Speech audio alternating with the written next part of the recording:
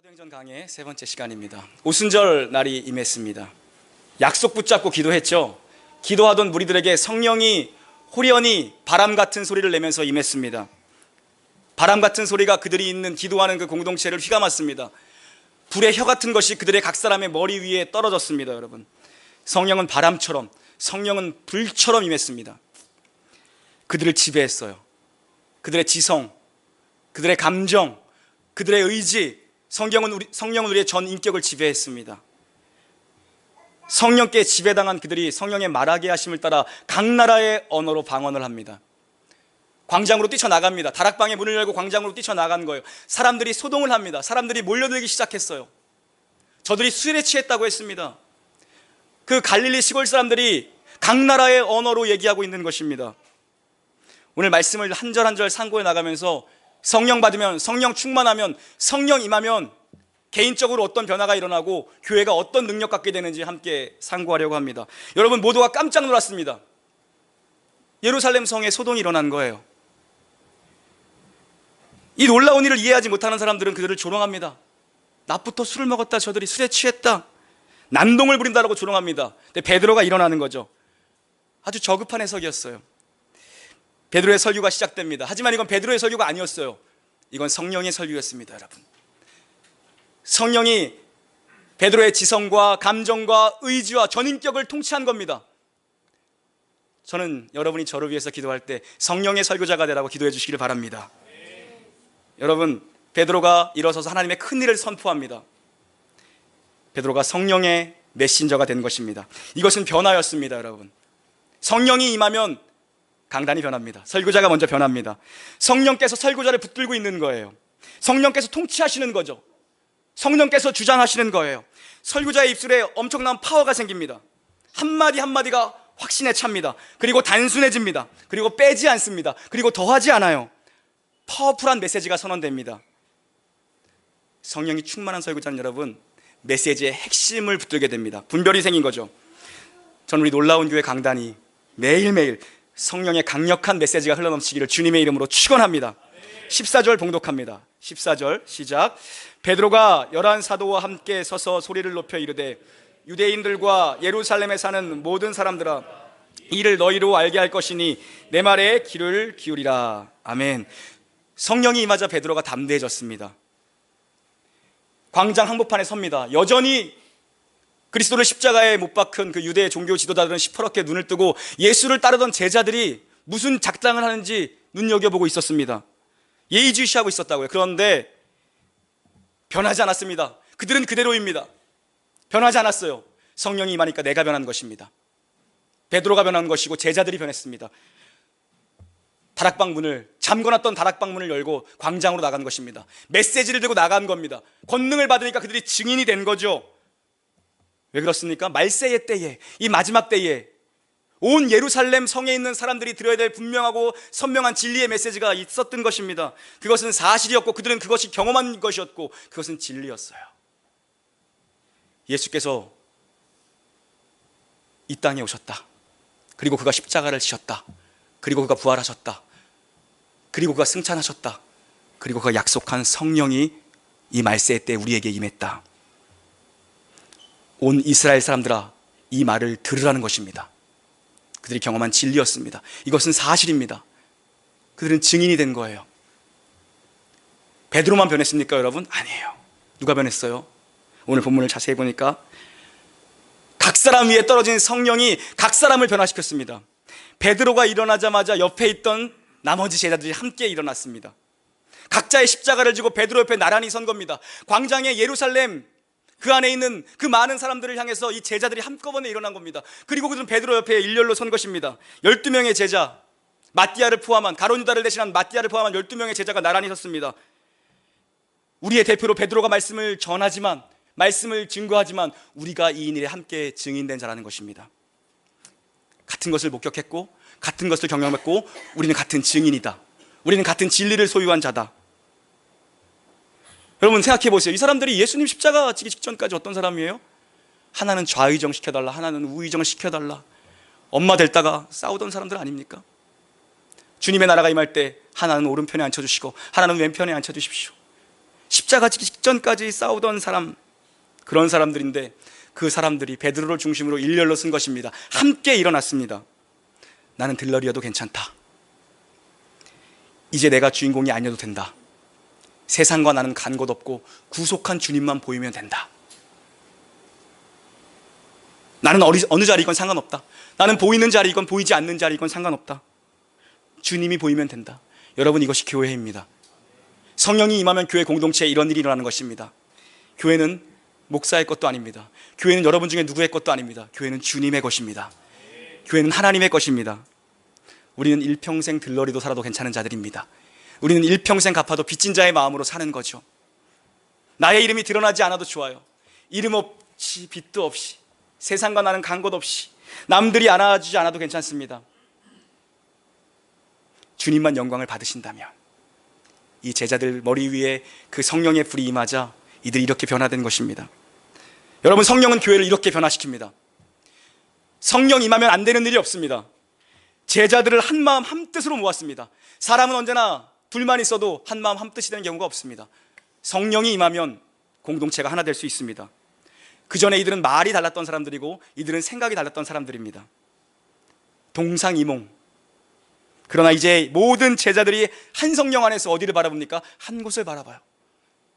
그들의 그 12명의 제자들의 눈빛이 향한 곳이 어디예요? 바로 영혼들이었어요. 여러분, 온 예루살렘 성 안에 있는 영혼들을 그들이 주목하기 시작한 것입니다.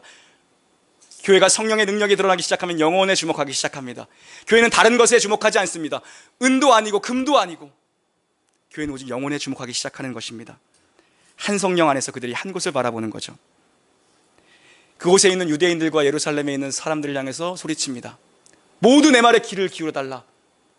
이제부터 한눈 팔지 말고 딴 생각하지 말고 내 말에 귀를 기울여 보십시오. 너희들이 알 수 없는 일, 너희가 지금 잘못 보고 있는 그 일을 내가 지금부터 해석해 주겠다는 것입니다.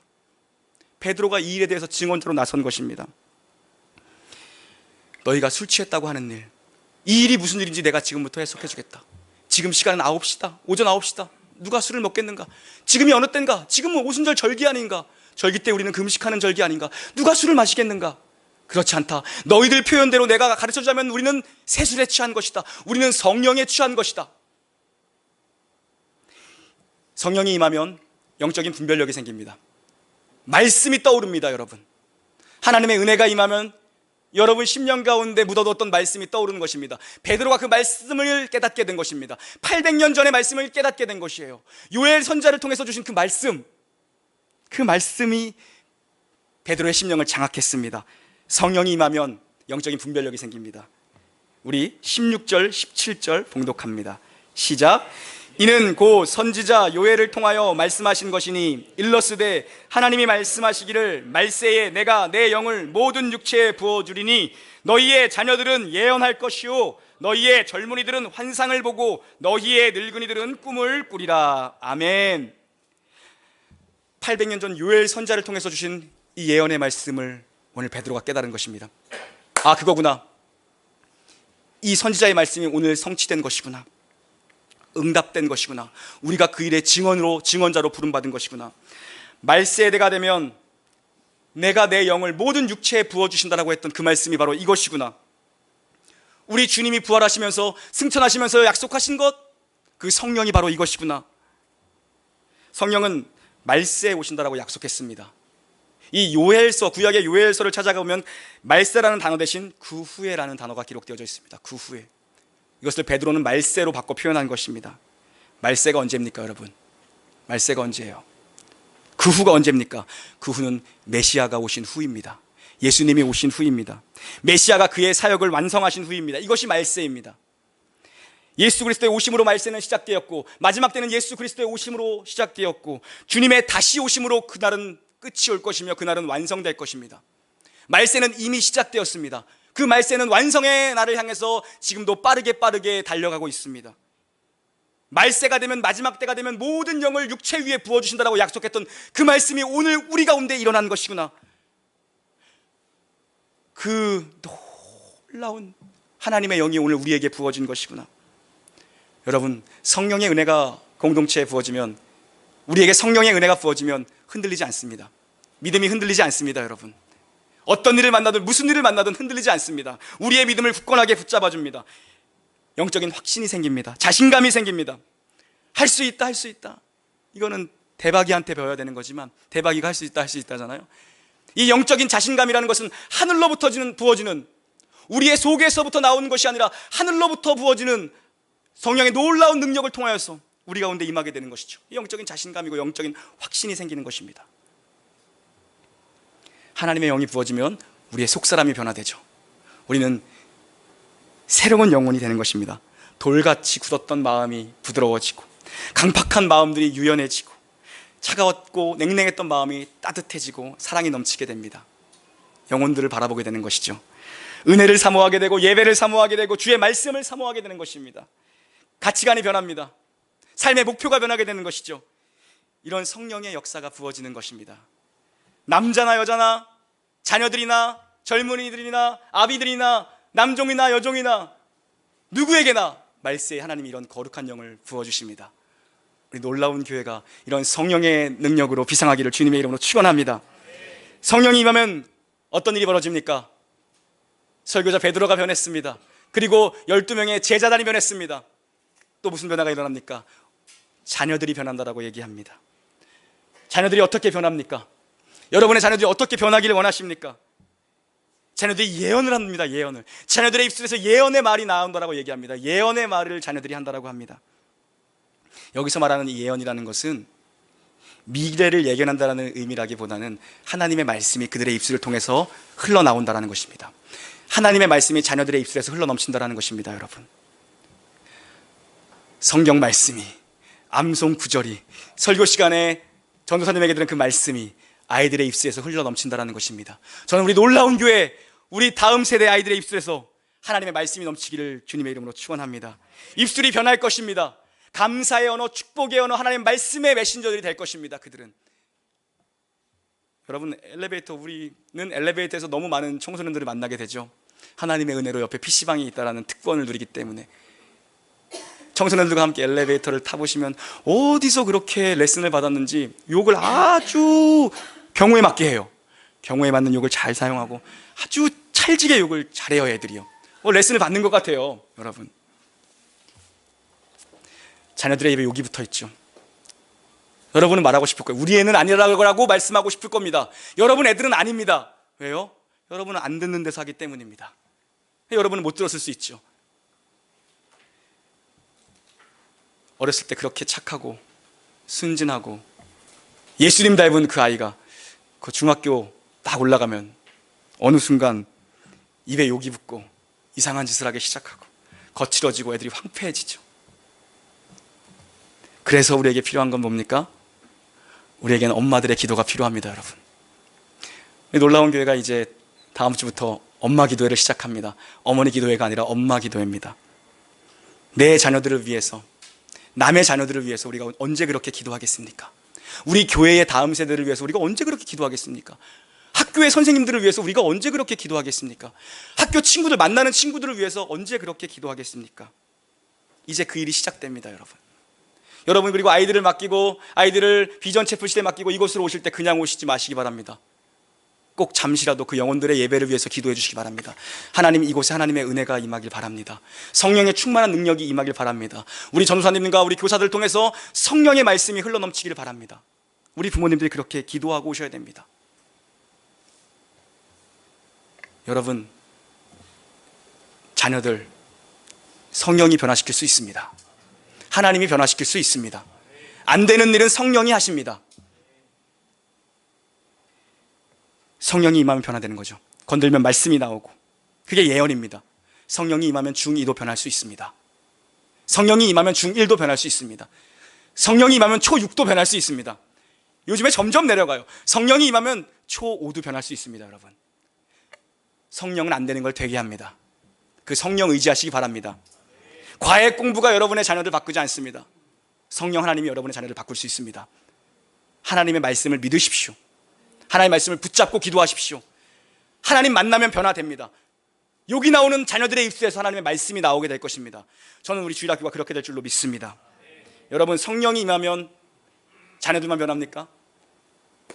우리 젊은이들이 변합니다. 우리 청년들이 변합니다. 청년들이 변해요. 청년들은 환상을 본다고 합니다. 젊은이들은 환상을 본다라고 합니다. 지금 어떤 환상을 가지고 있습니까, 젊은이들? 결혼할 환상을 가지고 있는 젊은이들도 있는 것 같고, 또 보니까 취업에 대한 환상을 가지고 있는 젊은이도 있는 것 같고, 좋은 남자 만나고 싶은 환상을 가지고 있는 젊은이들도 있는 것 같고, 괜찮은 직장 들어가서 예쁜 여자 만나고 싶은 환상을 가지고 있는 청년도 있는 것 같고, 또 어떤 환상이 있어요, 여러분?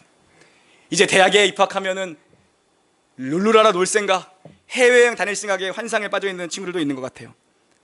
그게 전부일 수는 없습니다, 여러분. 그게 다일 수는 없습니다. 여러분이 마음껏 즐기십시오. 하지만 그게 여러분의 목표가 되어서는 안 된다는 것입니다. 사도행전에서 말하는 이 환상은 무엇입니까? 잃어버린 영혼들을 향한 환상입니다. 잃어버린 영혼들을 향한 환상을 주님께서 청년들에게 붙이시겠다는 겁니다. 저는 우리 청년 공동체가 잃어버린 영혼들을 향한 그 환상으로 가득 찼으면 좋겠습니다. 열방을 향해 뛰어나가는 청년들이 일어났으면 좋겠습니다. 세계 복음화의 비전을 여러분이 품었으면 좋겠습니다. 성령이 임하면 가능합니다. 우리의 힘으로는 되지 않을 것입니다. 하지만 하나님의 능력이 청년 공동체에 임하면 우리 교회가 열방의 교회를 세우고, 우리 교회가 열방 가운데 하나님의 나라를 세우고 예수 그리스도의 이름을 선포하게 될 것입니다. 열방이 복음으로 물리는 날을 우리는 보게 될 것입니다. 요즘 젊은이들이 여러분 꿈을 이뤄가고 있다라는 얘기를 많이 들으시죠? 어저께 드라마 황금빛 내 인생, 어제 하는 건가요? 재방송인지 본방인지 모르겠는데 잠깐 지나가다가 봤는데, 황금빛 내 인생에서 남자 여자 커플이 헤어지더라고요. 다시 만나게 될지, 뭐 영원히 헤어지는 건지 제가 스토리를 잘 몰라서 모르겠는데, 딱 한마디 대사가 들어왔어요. 남자가 이별 통보하면서 이렇게 말했습니다. 자식한테 가난 물려주기 싫어서 난 결혼 안 한다. 네가 원하는 30평대 아파트 난 못 사줘서 결혼 안 한다. 우리 헤어지자. 이게 대사였습니다. 청년들이 쓰는 말을 보면 그 세대를 알 수 있습니다. 헬조선이라고 얘기합니다. 조선이 지옥 같대요. 이 대한민국이 지옥 같다라고 청년들은 얘기합니다. 삼포 세대라고 얘기합니다. 연애 포기하고 결혼 포기하고 출산을 포기했대요. 거기다 두 가지를 더해서 오포 세대라는 단어가 또 신조어가 등장했습니다. 내 집 마련 포기, 돈이 없어서 인간관계도 포기. 거기다 또 7포 세대까지 누가 만들어냈는지 모르겠는데 기가 막혀요, 정말. 이런 거 어떻게 안 가르쳐도 이렇게 잘 만들어냈는지 모르겠어요. 7포 세대, 꿈과 희망을 포기했다. 거기다 이제 전포 세대라고 전포 세대, 전부 다 포기했대요. 다 청년 때 살아보셨죠? 우리 집사님들도, 우리 권사님들도. 여러분 청년 때는 쉬우셨습니까? 쉬웠을 때가 없으셨죠? 그런데 우리는 늘 당군 이래로 가장 힘들다라는 말을 너무 많이 들어요. 당군 이래로 가장 경기가 어렵고, 당군 이래로 뭐가 어쩌고. 안 살아봤는데도 70년대가 지금보다 더 힘들었을 것 같습니다. 그리고 6.25 때가 훨씬 더 비교할 수 없을 만큼 힘들었을 것입니다. 일제시대는 더 힘들었을 것입니다. 그런데 우리는 늘 지금이 가장 힘들다라고 얘기합니다. 하나님이 우리를 이 시대에 보내신 것은 무엇입니까? 이 시대에 태어난 과제를 안고 살아가라는 것입니다. 그 숙제 해내라는 것입니다. 세상이 점점 더 어두워지냐? 세상이 점점 더 악해지냐? 소망이 되라, 빛이 되라, 촛불이 되라. 청년들에게 그 사명이 있어야 그 환상을 주님께서 보여주신다라는 것입니다. 이 시대가 더 필요한, 교회가 더 필요한 거죠. 놀라운 교회가 필요한 거죠, 여러분. 모두가 포기하는 시기에, 여러분의 주변에 있는 친구들이 포기하고 나가 떨어지는 시대에, 경찰대학인가요? 작년인가요? 95명 지원해서 95대 1이었대요. 95대 1. 나머지 94명은 어디 간 거예요? 다 포기한 겁니까? 어디 간 겁니까? 여러분이 소망이 돼야죠. 모두에게 소망이 돼야죠. 진짜 소망은 그리스도 안에 있다. 여러분이 그 일의 증언자가 돼야죠. 목격자가 돼야죠. 하나님은 열방에 잃어버린 영혼들 향해서 우리를 부르셨는데, 우리가 언제까지 우리 먹고 사는 문제에 매여 있을 수 있겠습니까, 여러분? 우리는 그걸 뛰어넘는 사람들이 돼야죠. 세상의 빛이 돼야 되고 세상의 소금이 돼야죠. 무슨 일을 하든지 여러분이 좋은 직장에 취업하시길 바라요. 좋은 대학에 여러분이 입학하시길 바라요. 여러분이 좋은 배우자를 만나서 아름다운 믿음의 가정을 꾸리기 바랍니다. 무슨 일을 하든지 어디에 서 있든지, 하지만 여러분의 꿈은 세계 비전에 복음화여야 됩니다. 그 꿈을 여러분 품어야 됩니다. 그걸 지금부터 여러분 고민하셔야 됩니다. 그런 젊은이들에게 하나님이 놀라운 길을 열어주실 것입니다. 젊은이들뿐만 아니라 늙은이들은 꿈을 꾼다라고 얘기해요. 늙은이들은요. 표현이 좀 이상하네요. 늙은이들. 옛날 성경에는 아비들이라고 되어 있는데 늙은이들 손 좀 한번 들어보시겠습니까? 늙은이들이 도대체 누군지 모르겠어요. 늙은이들. 그냥 의리식으로 그냥 우리끼리 규정을 지면 그냥 은퇴하신 분들이라고 하죠. 현역에서 은퇴하신 분들이라고 그냥 우리끼리 잠정 규정을 짓도록 하죠. 나이 드시면 몸이 힘들어지죠. 의욕이 없어진다고 합니다. 그래서 안 하려고 합니다. 안 움직이려고 합니다. 그래서 무게 잡고 앉아 있으려고만 합니다. 그러나 성령이 임한 사람은, 성령 충만한 사람은 나이와 상관없습니다, 여러분. 꿈을 꾸게 됩니다. 성령이 임하면 내 꿈이 아닙니다. 젊었을 때 야망이 아닙니다. 하나님의 꿈을 꾸게 되는 것입니다. 하나님의 꿈을 꾸면 교만해지지 않습니다. 무게를 잡을 수가 없습니다. 하나님의 꿈을 꾸면 무기력할 수 없습니다, 여러분. 하나님의 꿈을 꾸면 쇠하지 않습니다, 여러분. 저는 우리 교회 늙은이들이, 죄송합니다, 우리 교회 어르신들이, 늙은이라는 표현이 이상하네요. 우리 교회 어르신들이 이런 꿈을 꾸시기를 바랍니다. 모세가 80부터 일을 했어요. 120살이 됐지만 그의 눈이 새하지 않았습니다. 하나님이 능력 주시면 죽는 그 순간까지 하나님의 일 감당할 수 있다는 도전이에요. 아브라함도 마찬가지죠. 75세에 부름받았습니다. 75세예요. 우리 교회 75세 아무도 없으시죠? 갈대아 우르에서 잘 먹고 잘 살던 사람이에요, 아브라함. 그냥 평안하게 잘 살았어요, 갈대아 우르. 근데 하나님 부른 거죠. 갈 바를 알지 못하고 그냥 갔습니다. 그러니까 알지도 못하고 그냥 갔어요. 가라고 하니까. 하나님이 쓰는 건 나이 순이 아닙니다. 갈렙 얘기 빼놓을 수 없죠. 나이 얘기하면요. 85세에 가나안 정복 전쟁에 일선에 나갑니다, 갈렙이요. 헤브론 상지 철옹선과 같은 곳입니다. 젊은이들이 안 가려고 합니다. 젊은이들 안 가냐? 그럼 내가 간다. 하나님이 능력 주시면 나 할 수 있다. 갈렙이에요. 젊은이들 안 갈 거야? 그럼 내가 간다. 다 비켜, 내가 간다. 하나님이 주시는데 뭘 못하겠냐? 이 산지를 내게 주시겠다 약속했다. 약속 하나 붙잡고 그냥 가는 거예요. 갈렙이 차지한 그 헤브론이, 그 땅이 유다 지파의 뿌리가 됩니다. 다윗이 그곳에서 왕으로 추대됩니다, 여러분. 자녀들은 예언을 하고, 자녀들 입술에 하나님의 말씀이 붙고, 젊은이들은 환상을 보고, 젊은이들은 세계 복음화의 꿈을 꾸고, 늙은이들은 꿈을 꾸고, 호흡이 닿는 그날까지 하나님 앞에 쓰임받기를 간절히 소망하는 그러한 공동체. 그것이 사도행전적 교회 아닙니까, 여러분? 그것이 우리가 꿈꿔야 되는 교회 아닙니까, 여러분? 성령은 여러분 한 사람 한 사람을 변화시킵니다. 그리고 성령은 전 연령대를 변화시킵니다. 성령은 가정을 변화시킬 수 있습니다. 성령은 교회를 변화시킵니다. 성령 의지하면 개인도 변화되고 공동체도 변화되고 나라와 민족도 변화됩니다. 한국교회가 성령 의지하기를 주님의 이름으로 축원합니다. 지금 마지막 때입니다. 마지막 때에 성령이 부어졌습니다. 그러나 이 영적인 부흥과 함께 재앙의 시대도 함께 시작되었습니다. 우리 18절부터 20절까지 봉독합니다. 시작. 그때에 내가 내 영을 내 남종과 하늘에서는 기사를 곧 피와 불과 연기로다. 주의 크고 영화로운 날이. 아멘. 말세의 때 하나님이 당신의 종들에게 말씀을 입술에 붙이신다라는 것입니다. 하나님의 백성들의 입술에 말씀을 예언하도록 붙이신다라는 것입니다. 하나님의 말씀은 예언의 말씀이죠. 마지막 때에 대한 예언의 말씀이죠. 종들에 대해 말씀을 붙이시겠다.